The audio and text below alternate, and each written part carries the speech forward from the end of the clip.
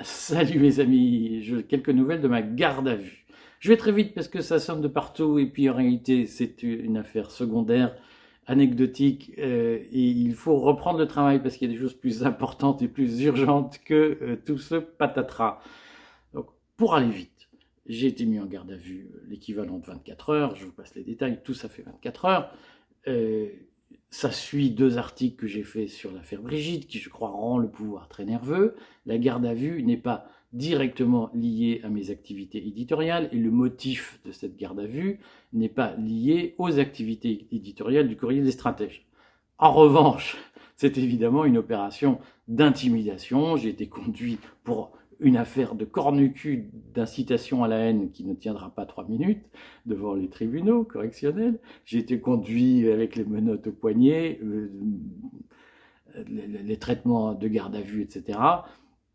C'est une intimidation comme le pouvoir en fait devant ses opposants. Et donc, il faut le prendre comme ça. Je le prends comme ça. Vous vous doutez que quand on fait le courrier des stratèges et qu'on défie le pouvoir comme je le fais, on n'est pas en sucre. Deux, on a un plan de continuité de l'activité parce qu'on s'attend tôt ou tard à ce que le pouvoir sorte ce genre de méthode pour vous intimider. Donc, mon plan de continuité a très bien marché. Je remercie Maud Marian, qui est mon avocate, qui est formidable. Ma femme a été parfaite. Je remercie Édouard Husson de son implication. Plein d'autres, je ne vais pas tous les citer, mais voilà, sachez que je ne suis pas ébranlé par cette affaire, que ma détermination à défendre la liberté n'est en rien entamée, et que donc il faut passer à autre chose. J'en profite quand même pour remercier tous ceux qui ont envoyé des témoignages de sympathie. Je ne vais pas remercier tout le monde parce qu'il y en a vraiment eu plein. Je souligne juste amitié à Vincent Pavant, et je sais que lui, il est atteint financièrement par la persécution, si j'ose dire, ce qui n'est pas mon cas. Petit remerciement à l'officier de police judiciaire de dimanche soir qu'on n'avait pas prévenu, le parquet lui a pas dit, quand le parquet lui a dit faites le chier celui-là, on ne l'avait pas prévenu que je suis pas en sucre et je pense qu'il a passé une moins bonne nuit que moi. Voilà, j'en suis désolé.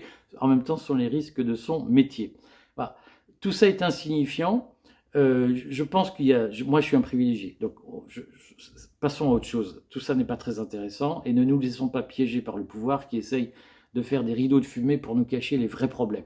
Les vrais problèmes, c'est que le Great Reset continue. En juillet 2020, j'écris un article sur le courrier des stratèges ce matin pour rappeler cela. En juillet 2020, Klaus Schwab avait écrit qu'après l'épisode Covid, il fallait faire un épisode réduction de la consommation d'énergie, que ça permettrait de gagner plusieurs dizaines de milliers de dollars de marché nouveau. C'est une opportunité. Je cite ces propos ce matin dans le courrier des stratèges.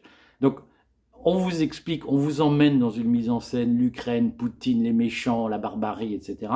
En réalité, l'idée de faire un épisode coupure énergétique après l'épisode Covid, elle est écrite depuis juillet 2020 dans un livre qui s'appelle le Great Reset, la grande réinitialisation, qui parle aussi de la bascule nécessaire. Rappelez-vous des mots du président de la République au mois d'août de cette année.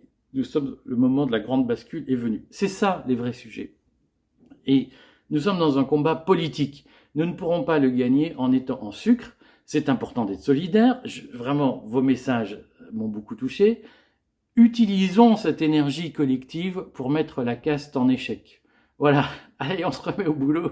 Et puis vous allez voir, tout va bien se passer. Merci à tous.